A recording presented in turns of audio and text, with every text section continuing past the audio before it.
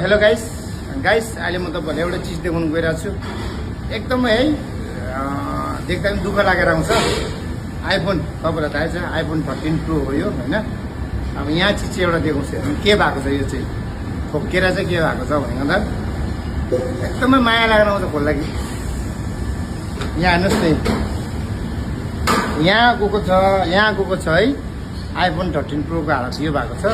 ड्युटीमा बिजीको टाइममा ठोकेको हो, गोजीमा राख्दै ठोकेको यस्तो भयो।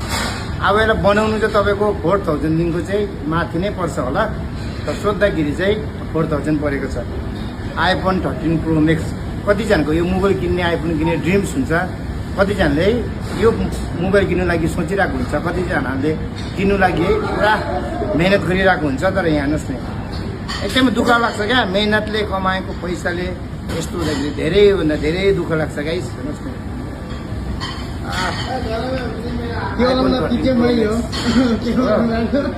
तपाईहरुलाई कस्तो लाग्यो कमेन्ट गर्नुहोस् है।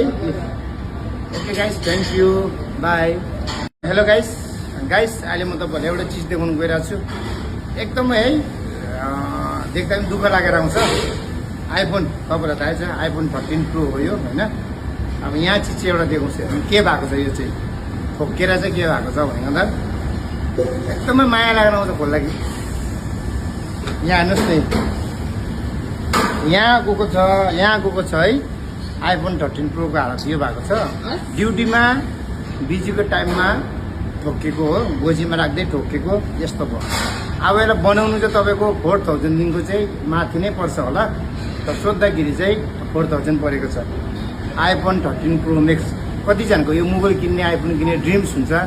कतिजनाले यो मोबाइल किन्नु लागि सोचिरहेको हुन्छ, कतिजनाले किन्नु लागि पुरा मेहनत गरिरहेको हुन्छ। तर यहाँ हेर्नुस् न एकदमै दुःख लाग्छ क्या, मेहनतले कमाएको पैसाले यस्तो हुँदाखेरि धेरैभन्दा धेरै दुःख लाग्छ गाइस। हेर्नुस् न